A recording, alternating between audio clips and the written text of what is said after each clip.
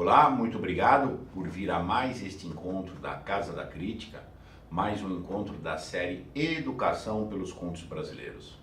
Hoje nós vamos fazer uma reflexão, vamos seguir numa reflexão sobre o tema da maturação, e em particular sobre a emergência da personalidade. Hoje é o encontro 2 relacionado a este tema. Fizemos o encontro 1, em que a gente discutiu maturação, a questão do ego, tá? Hoje o encontro 2, emergência da personalidade, e o próximo será maturação, a plenitude. Todas essas 3 reflexões ilustradas em contos do Luiz Vilela, tá? 3 histórias fantásticas, é uma reunião destes contos, extraídos por sua vez do livro de contos Tremor de Terra, tá? Então o conjunto inteiro para uma reflexão da maturidade, o ego, o nosso falso centro, aquela questão de uma ocupação totalmente subserviente, dependente do outro. Hoje a emergência da personalidade. O ego é uma passividade, de certa forma, tem uma agressividade, mas é uma agressividade reativa, então é meio passivo predominantemente. A emergência da personalidade, como nós vamos ver hoje, é um processo de certa forma traumático, é um vai e vem, é uma crise, tá? Até se alcançar a plenitude, que nós vamos ver no próximo conto, tá? E hoje pelo conto O Buraco.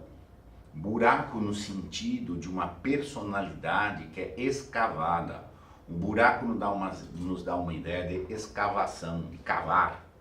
A nossa personalidade é escavada. Nós nos descobrimos fazendo um exame interior, indo às nossas profundezas, como se diz. Tantas vezes, por isso inclusive eu penso que é o batismo do conto como buraco, tá? Uma ilustração, uma metáfora belíssima. Vamos lembrar que nós falamos na primeira metáfora, no primeiro tema sobre o ego, nós falamos da imagem. O ego é uma imagem. A emergência da personalidade é uma escavação na nossa profundidade. E a plenitude vai ser ilustrada pelo conto Fantasma, mas é na hora que a gente não tem mais medo de fantasma. Então, é uma sequência de 3 contos, na minha opinião, genialmente feitos pelo Luiz Vilela, autor que eu acho, sim, o mais inteligente dos brasileiros vivos, ao menos do meu conhecimento aqui, tá?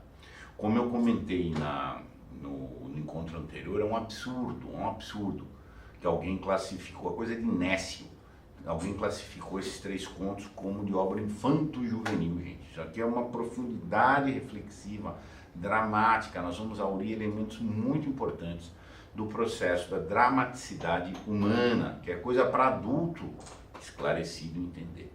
Não sei como nem quando começou o buraco. Vamos lembrar, buraco, um buraco, tá? Ponto, uma profundidade, algo que, enfim, não é exatamente, isso não é superficial, tem raiz, tem coisa, tem que ver, tem escuridão, tá? Buraco também sempre evoca a ideia de é escuro. A lembrança mais antiga que eu tenho de mim coincide com a mais antiga que eu tenho dele. Olha, o de mim e o dele. Eu lembro de mim tanto quanto eu lembro do buraco. Olha, aqui já é uma questão relevante, tá? Cavando-o com os dedos. Mas então ele já existia. E não sei se era eu que o havia começado ou outra pessoa. Ou talvez ele estivesse ali por simples acidente da natureza. Gente, só essa passagem aqui tem questões muito profundas. Eu não lembro, lembrar-se de mim e lembrar-se do buraco. Ele já havia. Quem sou eu? Eu apalpava, mas é um acaso da natureza que eu sou eu. Tá? Então aqui, nossa, dá para esmiuçar muito, tá, gente? De qualquer modo, é-me impossível saber como foi antes dessa lembrança. Nem adiantaria perguntar às pessoas mais velhas que eu, que estiveram ao meu lado nesse tempo. Como iriam elas lembrar-se disso? Aquela história, como é que a gente lembra de nós mesmos? Nós não sabemos quem a gente é. A gente não lembra exatamente da gente. E os outros vão poder ajudar nesse processo? Vamos lembrar que esse tema aqui, a ajuda do outro para a nossa epifania, é sempre uma coisa débil, né? Sempre é uma coisa bastante débil. Nessa época eu devia ter 3 anos e o buraco era um brinquedo, um modo de fazer alguma coisa, que eu encontrei àquela hora. Devo, nessa mesma idade e depois, nos 4 e 5 anos, tê-lo cavado muitas vezes. Ora porque não achava outra coisa para fazer, ora porque me cansava das outras coisas, e ora porque era aquilo mesmo que eu queria fazer. Então, não lembra, mas era meio brinquedo, brincadeira de criança, quem eu sou, de onde eu vim, para onde eu vou. Criança ainda está olhando o corpo, tá? Tem que olhar, já viu aquela coisa, cena de bebê olhando o dedo do pé, examinando-se, tá? Não lembra exatamente, é uma certa brincadeira de descobrir-se, tá?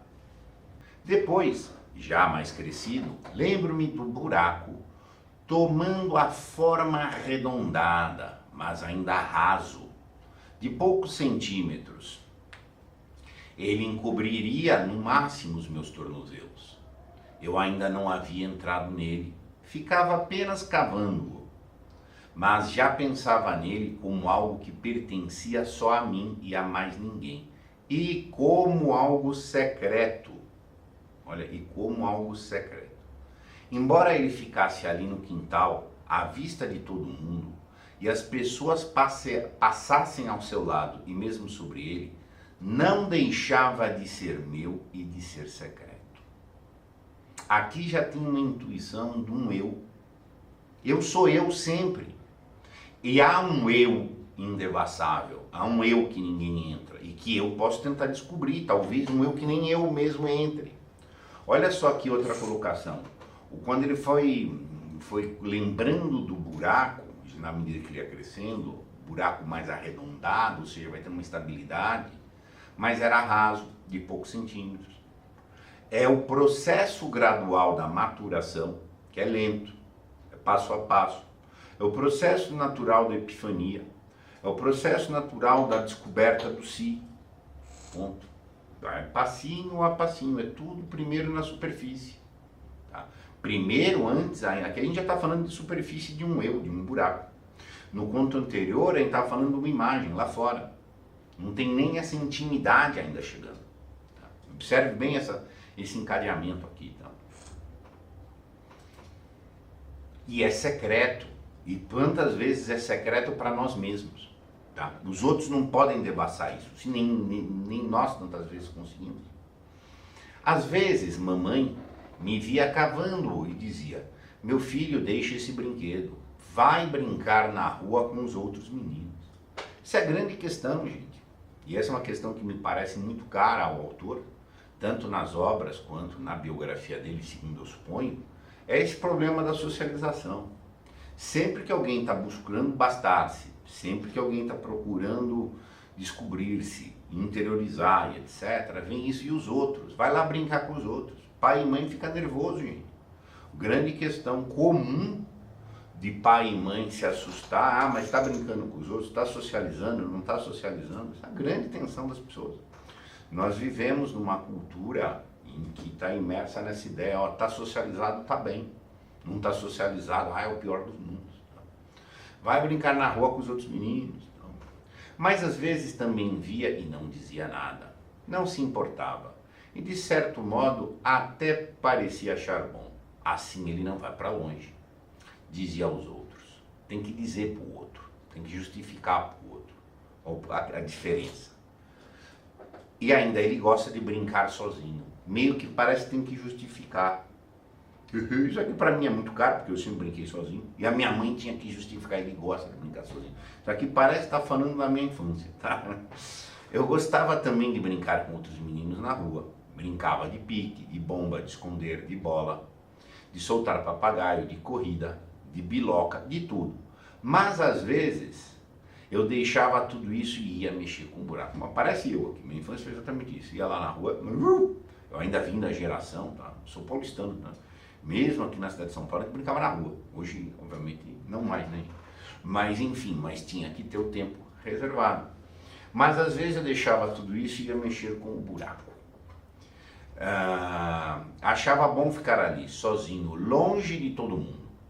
Até que chegava um ponto em que eu também me cansava do buraco. Sentia-me triste e tinha vontade de voltar para as pessoas, falar, ouvir, conversar. Vamos lembrar que aqui está passando uma emergência da personalidade. A personalidade está emergindo. É um processo de vai e vem. Ora escava, ora precisa da socialização. Socialização é devida, gente. Tá? Então, ora há um entristecimento na nossa solitude. E tem que ir lá. Então, assim, ele está mostrando um certo vai e vem. Tá? Uma vez aconteceu uma coisa estranha. Eu tive como que uma visão de algo pavoroso surgindo do buraco. Pavoroso. Dá medo, gente. Olhar o buraco mete medo. Conhecer-se mete medo. Ser por si é uma coisa altamente pavorosa mesmo.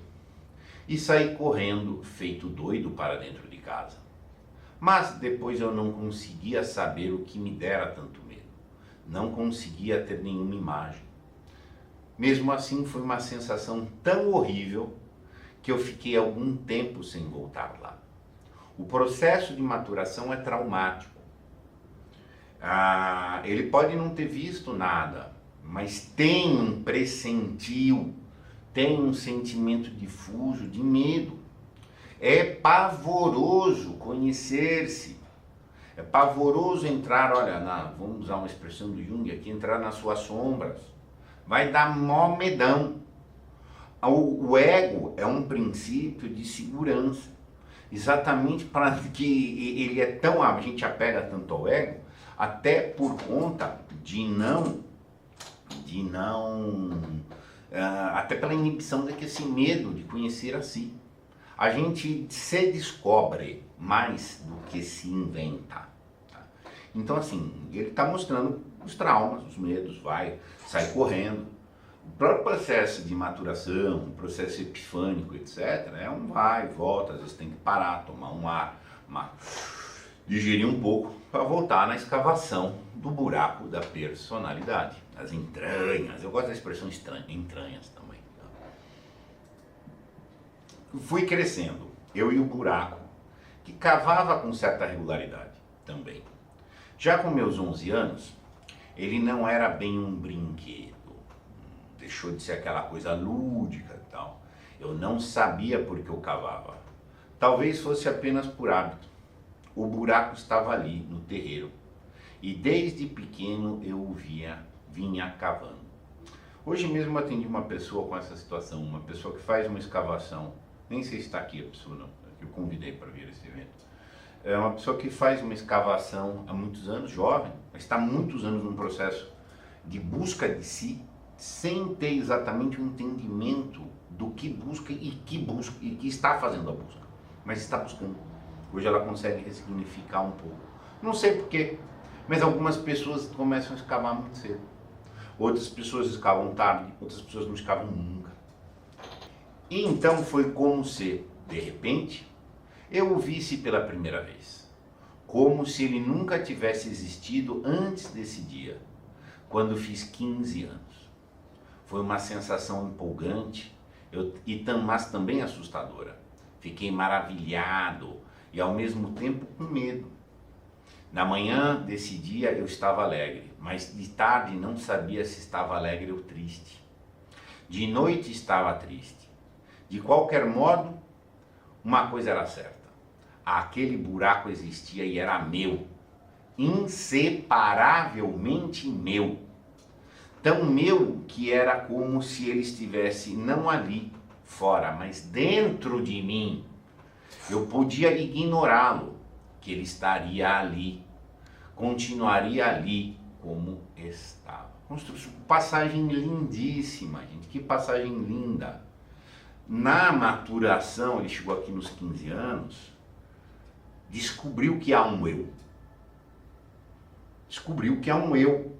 Que não é tão basalmente resolvido, eu sou eu. Eu sou algo. que não é exatamente o mesmo nível de eu afirmar eu sou eu. E eu posso não ver o meu eu. Isso maravilha, porque de uma certa forma é uma potência que eu descubro, estou descobrindo um mundo interior. Pô, eu tenho eu e tenho um mundo interior. Isso é uma riqueza.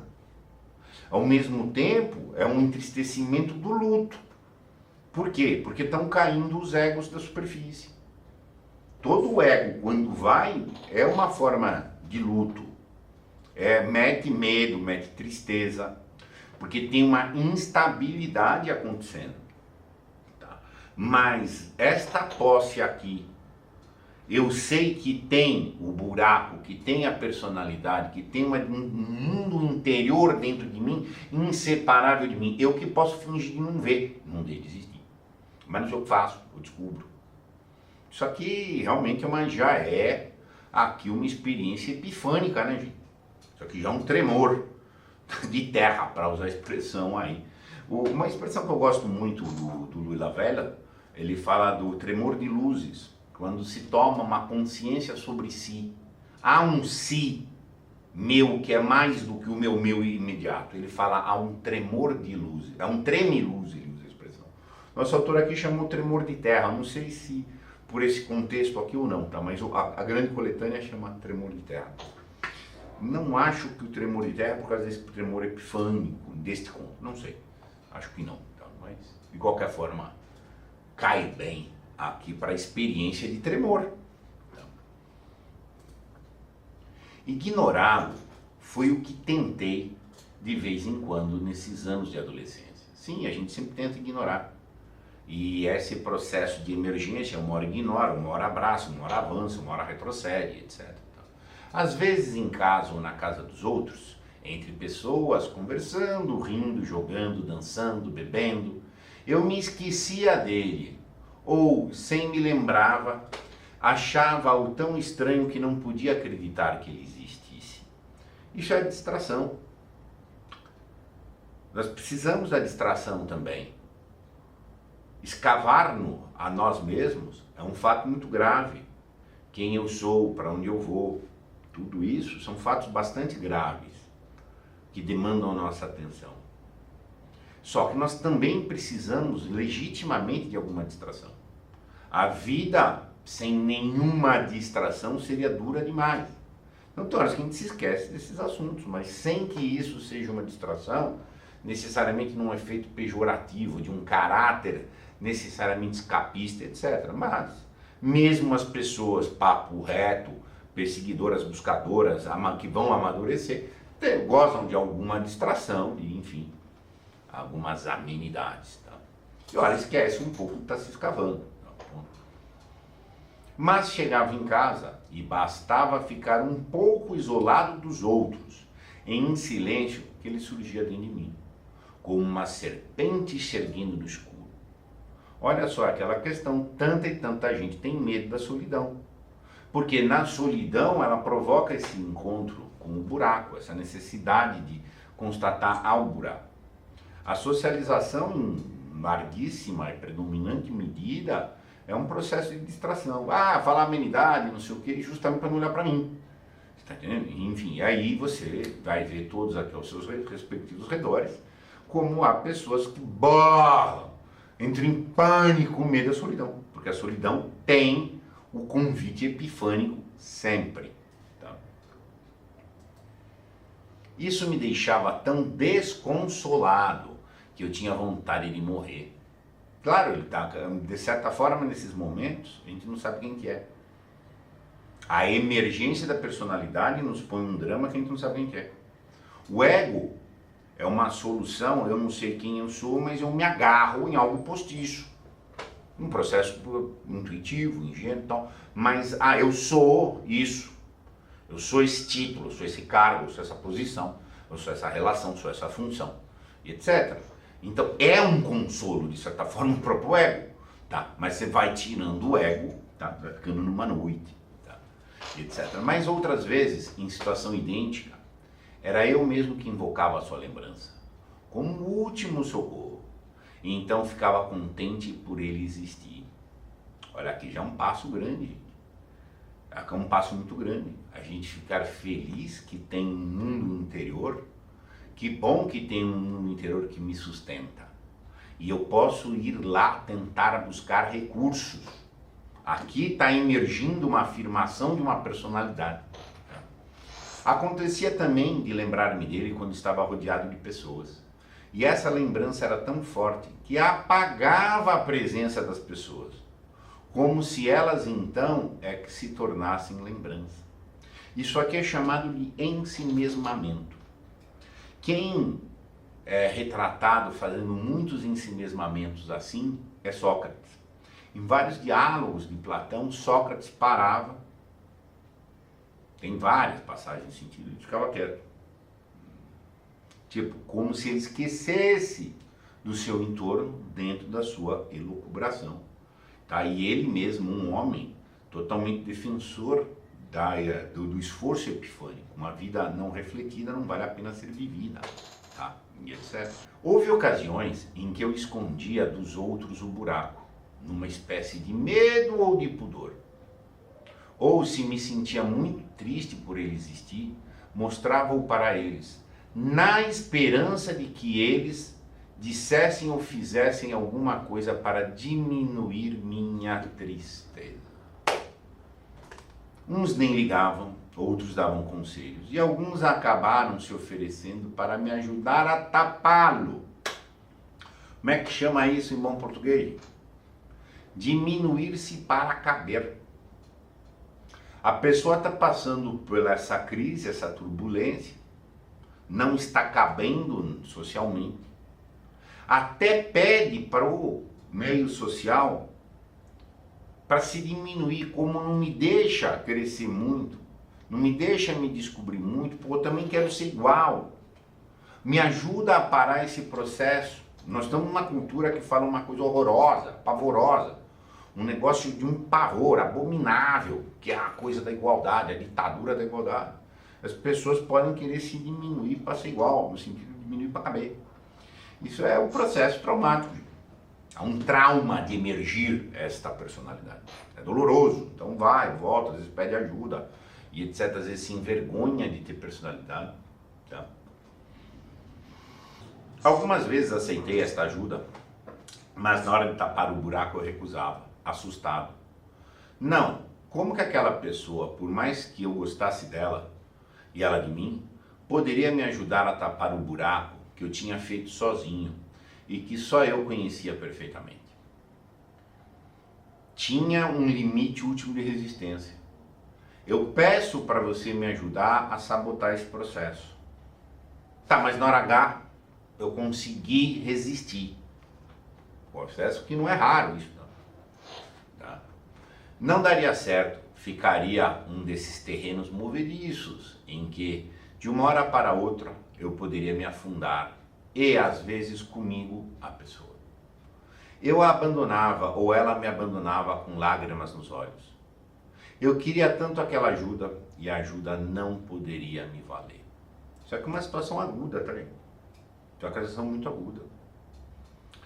E uma pessoa que está dentro desse processo, mudando de camadas, nessa progressão, etc., é difícil ter gente qualificada para ajudar.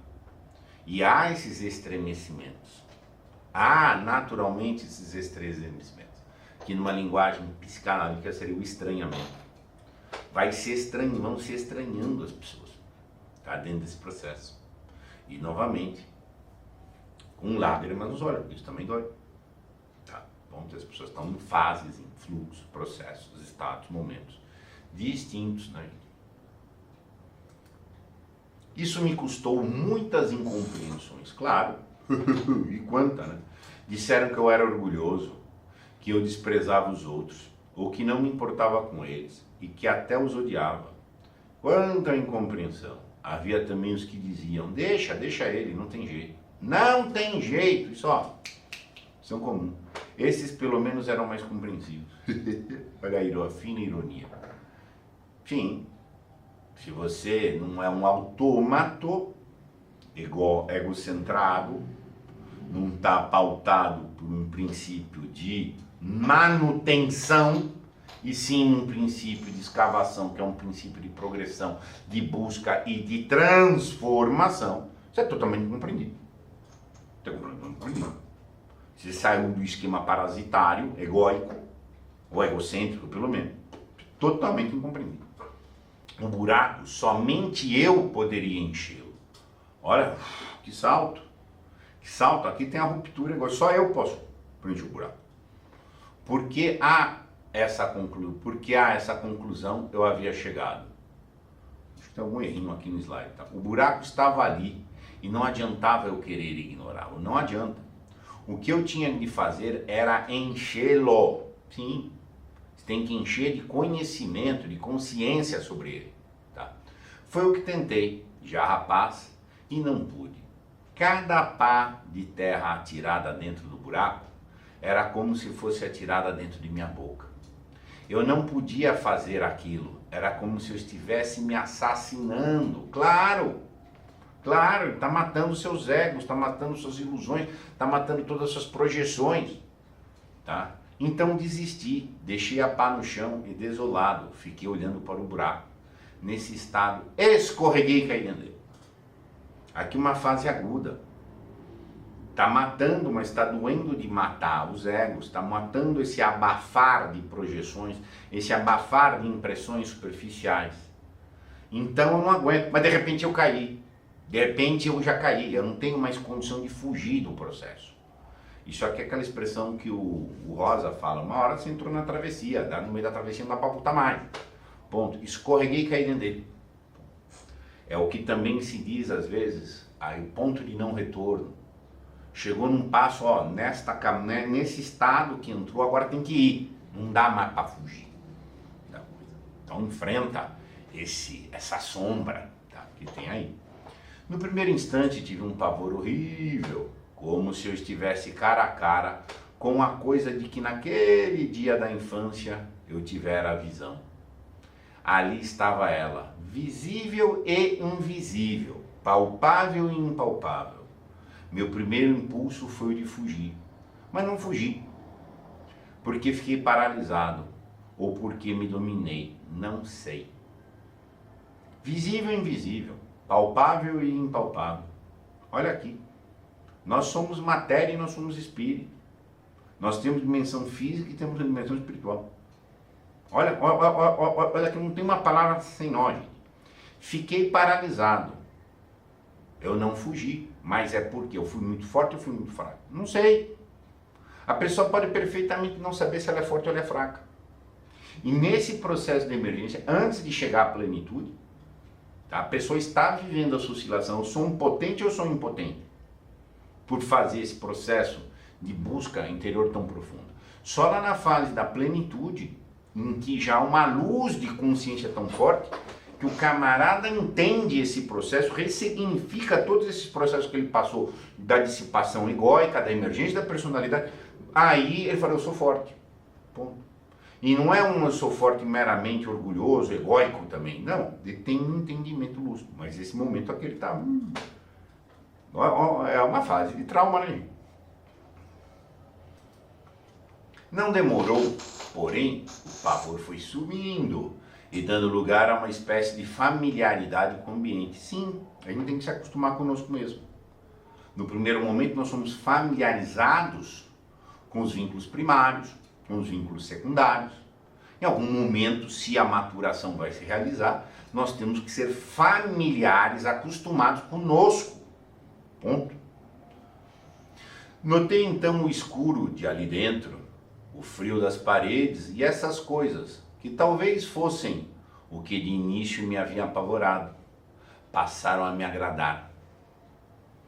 Sim, vai se acostumando consigo, em vez de eu ter medo de mim, eu posso passar a gostar de mim também. Não exatamente a me agradar, mas a despertar a minha curiosidade, a interessar-me. Olha só, do medo, fugi, mas eu caí, fui tomado, não sei se era fraco ou forte, mas estou ali agora, eu estou querendo também, estou ganhando força, estou ganhando coragem para o processo. Ponto. Tudo etapa de maturação. Ainda com um certo receio, apalpei as paredes. Eram frias, úmidas.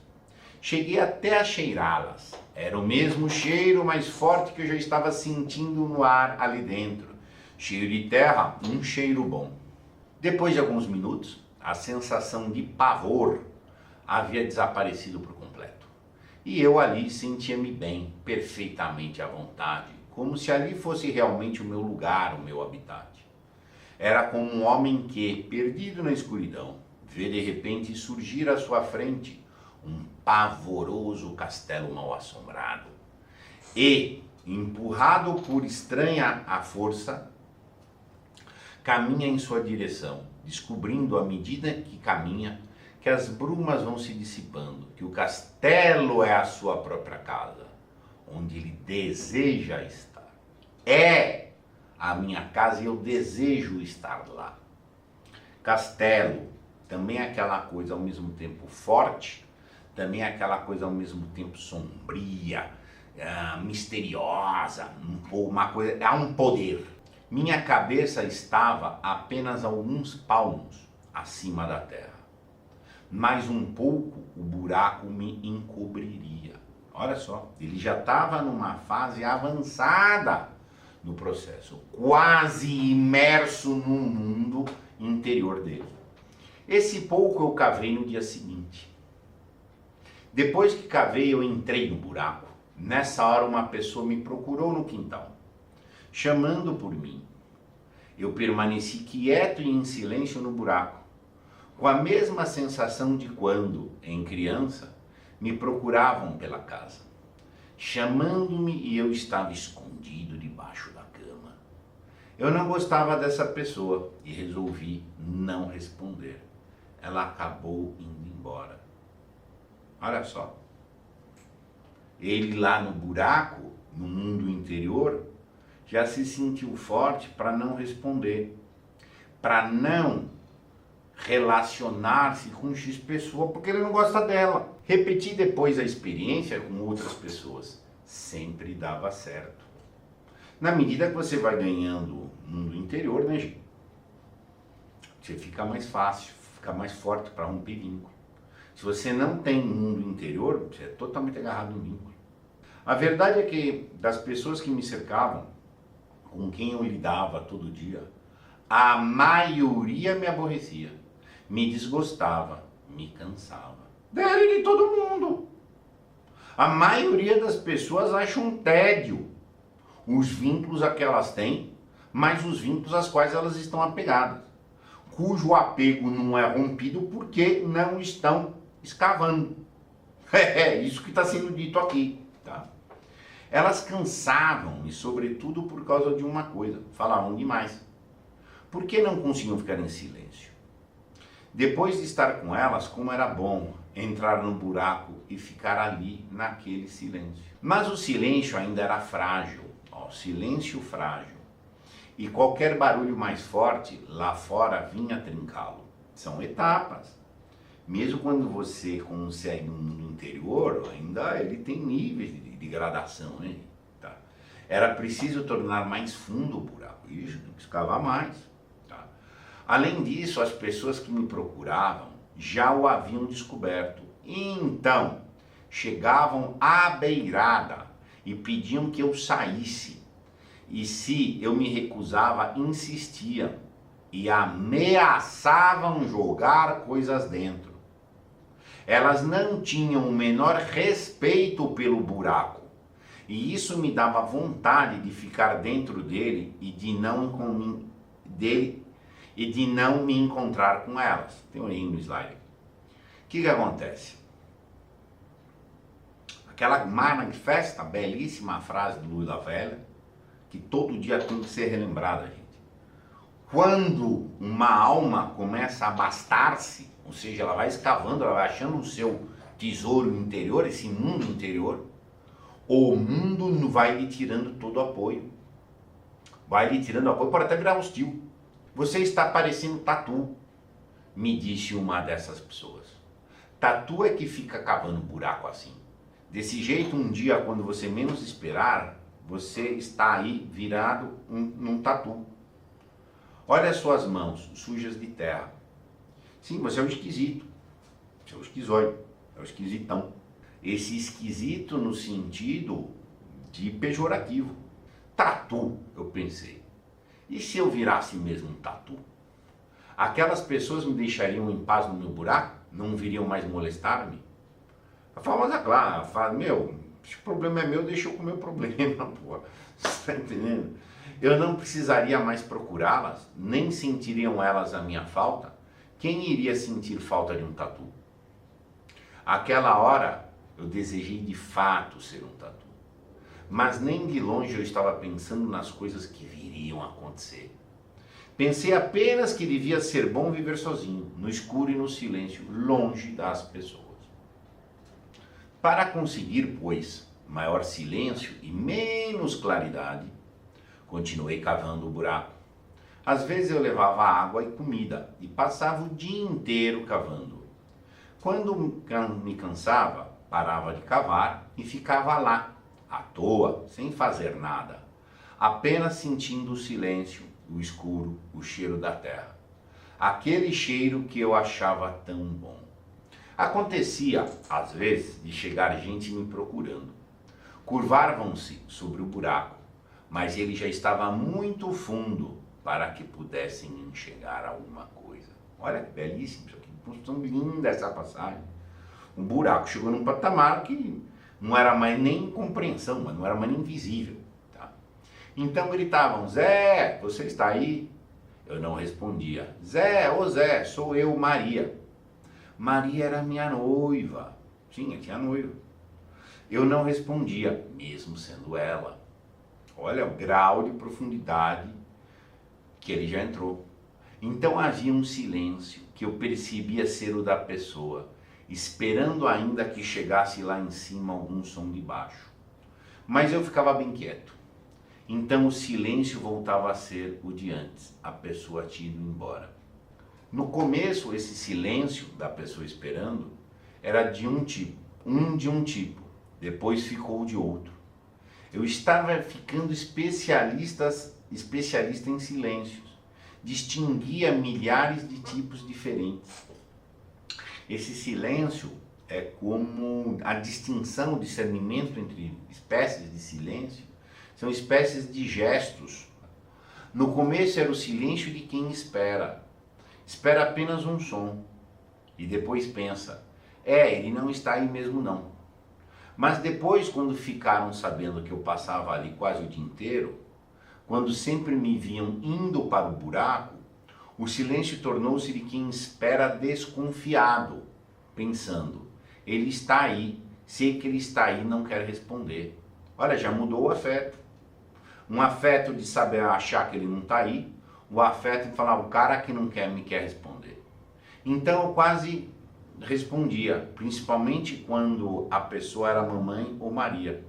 Ao sair do buraco, a coisa que eu fazia era ir procurá-las. Mamãe um dia disse, meu filho, você não está exagerando? A gente pode gostar de cavar e ficar dentro de um buraco, mas tanto assim, na vizinhança já andam falando. Então a mãe está no nível egóico. Como é que pode o filho afirmar essa personalidade? E a vizinhança não está falando? O que vão achar? Um dia desses, eu vinha na rua, quando ouvi atrás de mim uma moça dizendo à outra, aquela ali é a mãe do tatu. Você acha que isso é coisa agradável de uma mãe ouvir? Você é meu filho, não quero que te chamem de tatu. Você é gente, não é tatu. A liberdade, o movimento do menino estava molestando a mãe por uma aflição, uma incompreensão da mãe perante o processo do menino, mas a posição social é igual a cada dela, perante a vizinhança, perante as coisas, tal, e etc. E ela disparou a chorar. Tive tanta pena dela esse dia que eu prometi não voltar mais ao buraco. Mas a promessa durou pouco. Eu não podia mais ficar de fora do buraco. Sim, ele já tinha alcançado o ponto de não retorno. Não sabe o que vai achar, mas não vai para trás. Ponto. Sentia-me desambientado, doente. Tudo me incomodava, me feria. A luz do sol queimava os meus olhos como se fosse fogo. Os sons abalavam os meus ouvidos. Além disso, quando eu saía à rua, havia risinhos por todo lado. Sim, gente, as pessoas não têm, as pessoas no modo geral têm muita dificuldade, mas é muito difícil trabalhar com o esquisito. Você tem que pejorá-lo, chamar de louco, dar risinho, mas está impactando, sem dúvida. O cara não está pedindo ajuda para as outras pessoas, ele está fazendo um buraco dele lá. Se ele tivesse fazendo um buraco dele lá, pedindo ajuda para as outras pessoas, ou seja, mantendo vínculos de dependência, porque criou-se culturalmente um conceito absurdo, escroto, cretino, que interdependência é liberdade. Então, quando algo rompe isso daí, tem problema de poder acontecendo. Tá?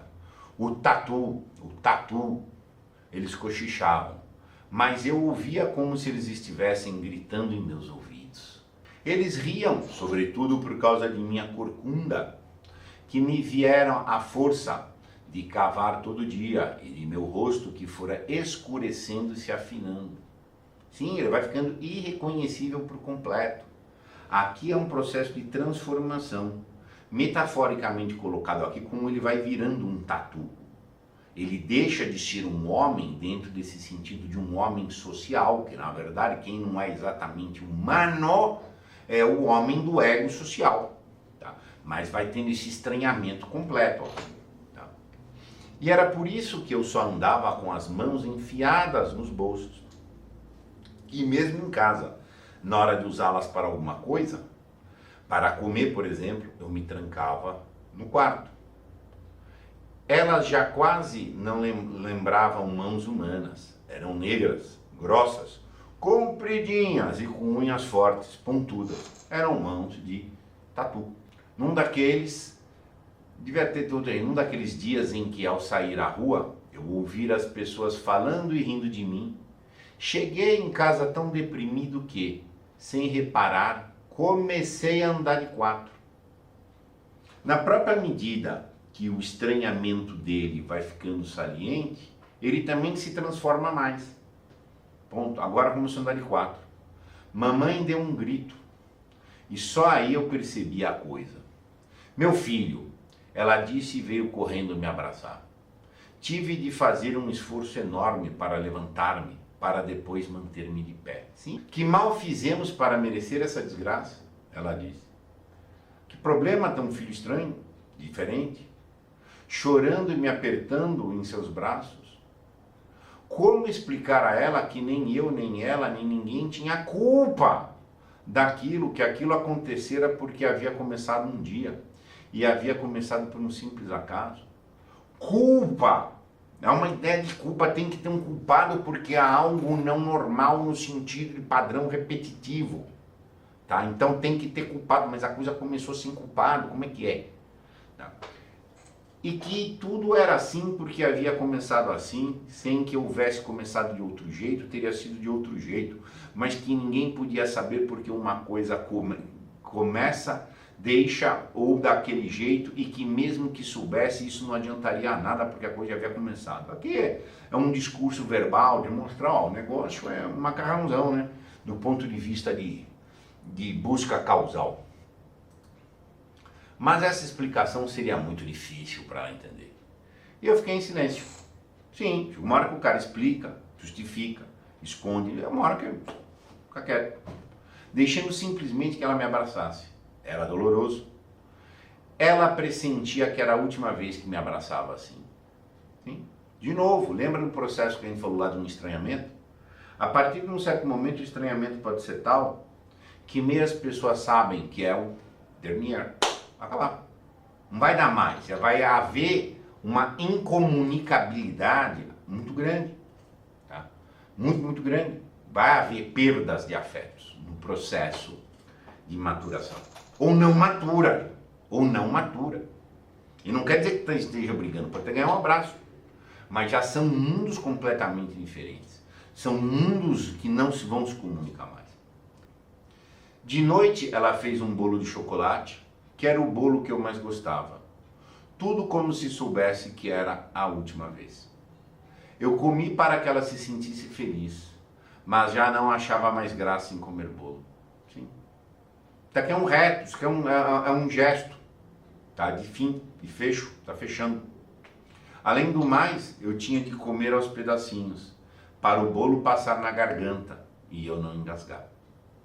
Ele teve até uma dignidade de cumprir um rito de fim, um rito de fecho. O mais duro foi a hora de deitar. Ela queria me dar a bênção, mas eu não queria tirar as mãos dos bolsos, para ela não verem que haviam se transformado. Eu também queria fazer-lhe um carinho de despedida, mas tive de me conter. E ela contentou-se com me abraçar apenas. Não perguntava o motivo das mãos nos bolsos, com medo de magoar-me. Apertou-me contra ela. Meu filho, vai dormir em paz. O mundo pode te voltar às costas, mas sua mãe nunca te abandonará. Pobre mamãe, eu é que a abandonei. Gente, isso aqui é uma questão seríssima, seríssima. Quem abandonou quem? Quem deixou quem? Há sentimento de culpa porque alguém está progredindo. Isso é muito sério para os dois lados. Muito, muito sério mesmo, tá? Independente das questões da vaidade, da inveja, da rixa, isso que é dolorido, gente. Nem todo mundo acompanha os mesmos processos. Há dores legítimas dentro dos processos da maturação. Tem. Nessa mesma noite, então logo ouviu ressonar no quarto dela, saltei da cama e, deslizando de quatro, eu já não conseguia ficar nas duas pernas, atravessei a casa, fui para o quintal e entrei no buraco. De manhã a mamãe veio, começou a dizer qualquer coisa, mas de repente ela se interrompeu, houve um silêncio. E então ela caiu num choro desatinado. Não compreendi logo porque aquela mudança súbita. Depois é que eu compreendi, eu devia ter deixado o rastro na terra. E por ele, mamãe, visto as minhas transformações que eu vinha ocultando dela e dos outros. Aquele choro me doeu no coração, mas eu chorei quieto no fundo. O que eu podia fazer? Não podia aparecer para ela. O que, além de não adiantar nada, só iria piorar a situação. Não podia fazer nada. Ele não podia mesmo. Ele não podia mesmo.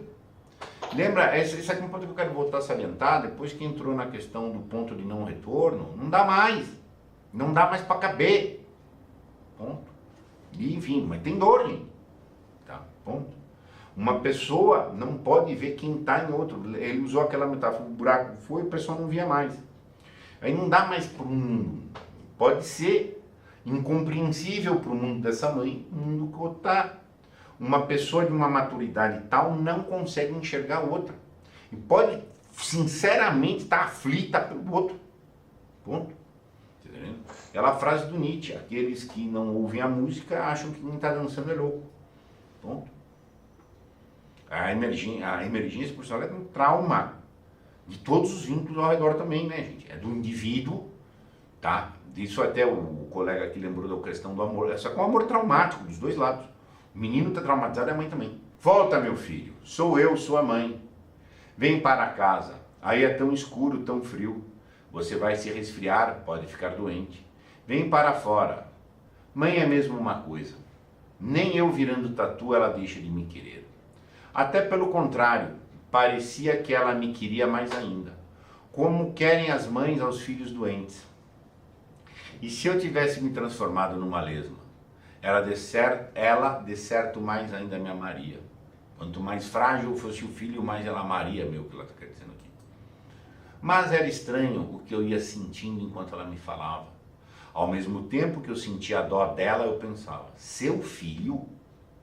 Sim, seu filho, porque dela nasci. Mas o que eu ainda tenho de comum com ela? Isso aqui é muito forte, hein, gente? Isso é muito forte. No limite, nós não somos filhos do pai e da mãe. No limite, lá no fundo, nós somos filhos de Deus. Bom, e o mundo pode haver um estranhamento, independente de afeto, independente de ternura. O mundo do pai e do filho podem ser completamente diferentes, dependendo das maturidades vividas. Sou um tatu, gosta de ficar aqui, no escuro e no frio, sozinho. Sou diferente dela, meu mundo é diferente. Não tenho mais nada a ver com o seu mundo, só a memória me liga a ela. Eu sentia quase irritação. Você vai se resfriar? Resfriar-me como, mãe? Eu sou o Tatu. Tatu se resfria? Olha aqui, isso é trauma, gente. Isso aqui é muita dor. Tá? Depois foi Maria. Chorou também. Pediu que eu saísse, que não podia viver sem mim, que ia se matar, etc. Todos esses lugares comuns das mulheres apaixonadas. Eu tinha vontade de gritar bem alto. Eu sou o Tatu, Maria. Vai embora. Me deixe em paz. Tatu vive no buraco. Aqui é que é meu lugar. Vai embora, eu não tenho nada com vocês. Vocês são gente, eu sou Tatu. Tinha vontade de gritar isto em alto, mas eu era Tatu, não tinha mais voz. Ele não tem mais nem condição de comunicar, gente. Quando o mundo virou diferente, não tem mais nenhum aparato de uma linguagem homogeneamente comum. A comunicação vai ficando impossível. Ponto. Continuei quieto, no fundo, até que Maria, depois de prometer tudo, inclusive entupir o buraco, era desespero de amor, ela não faria isso. E depois de chorar muito, como se eu estivesse morto, e para eles eu estava realmente morto, e o buraco era como se fosse o meu túmulo, foi embora. Claro, foi embora, evidente. Nos dias seguintes, mamãe e ela, e depois meus amigos mais chegados, sempre vinham ao buraco e diziam toda espécie de coisas para me tirar dele. Mas era inútil. Fazer eles não podiam fazer nada. Se quisessem, por exemplo, alargar até o fundo o buraco com máquinas, o que seria um serviço monstruoso para que pudessem me pegar, seria trabalho perdido, porque eu poderia em pouco tempo furar outro buraco e penetrar pela terra em outra direção. Não cabe mais, ninguém mais pega ele no mundo. Eles deviam ter pensado nisso. Além de que seria um negócio absurdo. Tanto trabalho para pegar um tatu? Só a dor de uma inconsolável mãe ou o desespero de uma noiva abandonada poderiam fazer isso. Mas mamãe foi se consolando com o fato de saber que eu ainda estava vivo. E Maria, por motivo que depois viria a saber, foi deixando de vir. Tem jeito, naturalmente, mesmo esses afetos doloridos na partida, com dor legítima, de incompreensão por não alcance, mas ainda com um afeto benevolente, mas um momento vai ter um afastamento, né? A essa altura, devido à fome, eu havia cavado um pequeno túnel que dava para um lugar abandonado do quintal, longe do buraco. Eu saía à noite à procura de alimento. Mamãe devia ter visto os meus rastros e calculado o que se passava. Então começou a deixar todas as noites um prato de comida no fundo do quintal. As mães entendem tudo. Ela escolhera o fundo do quintal porque entendera que eu não queria ser visto por ninguém, nem mesmo por ela. Ainda assim, o filho que ela amava estava ali e precisava dela. Só que ela não podia tocá-lo com as mãos, nem vê-los e menos ainda ouvi-lo. Mas ela ajudava. De certa forma, mesmo com o que fosse, só que ainda num gesto benevolente, ao seu modo de um respeito em extremes. As visitas começaram a se espaçar. Maria não voltou mais. Só mamãe vinha e ficava à beira do buraco, muda, olhando para dentro. Às vezes sentava-se no velho toco de árvore ao lado e ficava horas assim, olhando. Do fundo, quieto, eu a via, mas ela não podia me ver. Talvez ela sentisse que eu estava vendo-a e ficasse ali para isso, para que eu a visse e não me sentisse sozinho. Forte, hein? Depois que as pessoas deixaram de vir, comecei a sentir muita falta de uma coisa que eu não sabia o que era, mas então descobri. Voz humana. Não tem jeito. Por mais que a gente mature, por mais que a gente tenha avanço, cultivo da interioridade, nós temos carne. Nós somos humanos, temos um traço social. A voz humana faltou. Ponto. Era dela que eu estava sentindo falta. Não para falar, mas para ouvir. Ouvir, conviver, ver. Tá? há um outro. Nós somos com. Ainda que eu cultive essa interioridade, nós não estamos no outro mundo, nós estamos nesse. Mas que eu antecipe um outro mundo, eu continuo neste. Então isso aqui é um impacto. Tá? Tinha saudades de ouvi-la. E quando a ouvi de novo, foi como se ouvisse o mais belo som do mundo. Isso aconteceu numa noite em que, levado por tal saudade, aproximei-me sorrateiramente da área lateral da casa, para onde dava a janela da copa, e fiquei no escuro escutando. Foi matar a saudade. Estavam lá várias pessoas, conversando, rindo, contando casos. Tive então uma insuportável saudade daquele mundo. Olha que coisa importante agora, gente. Mas depois refleti que eu só senti isso porque não pertencia mais a ele. Sim. Se você pertence, você teria tédio e vai embora. Se você vai embora, você tem saudade. E que se eu pudesse de novo pertencer, se eu pudesse virar gente outra vez e estar ali, entre aquelas pessoas, cansaço e desgosto são o que eu sentiria. E talvez sentisse também saudades do tempo em que eu era tatu. Isso é uma eterna flutuação da matéria, gente. Por mais que a gente desenvolva nossa força espiritual, a gente continua sendo um ser material. A matéria é um princípio de erraticidade, é um princípio de flutuação, moral, de disposição, de etc. Fiquei ali muito tempo, até que as pessoas se despediram e mamãe ficou só. Então voltei para o buraco. Depois disso eu sempre rondava a copa à noite, para ver se havia gente conversando. E se havia, eu ficava escutando, até que a última palavra fosse dita por alguém. E não era mais a voz que me encantava. Era tudo o que diziam mesmo, coisinhas como: hoje está quente, o cafezinho está gostoso, amanhã tem feira. Ou seja, amenidades, coisas do dia a dia, tá? Enfim, uma coisa assim num cotidiano, coisa mais prosaica. Foi numa dessas noites que eu fiquei sabendo porque Maria não voltara mais. Ela havia ficado noiva de um tal João, não sei do que. Quando ouvi isso, senti uma pontada no coração e uma enorme tristeza. Mas logo voltei a mim e pensei: diabo, o que eu quero? Por acaso eu queria que ela continuasse minha noiva? Acabei achando a ideia divertida e pensei numa manchete de jornal assim: mulher apaixonada por um tatu mata-se. Seria engraçado. Esse seria engraçado está mostrando a dificuldade semântica. Pertencer a um mundo de superfície, todo o seu problema, a necessidade de escavar um mundo interior. Mas nós somos matéria e espírito. Eu devo cavar o meu espírito, mas neste mundo eu sou de matéria. Está afirmando uma personalidade própria, entrando neste mundo interior, único, pagando a conta dessa unicidade, mas é uma conta cara também, com os seus proveitos. E com sua... Maravilhoso, momento traumático, maravilhoso. Luiz Vilela é um gênio. Encerra a leitura aqui, gente.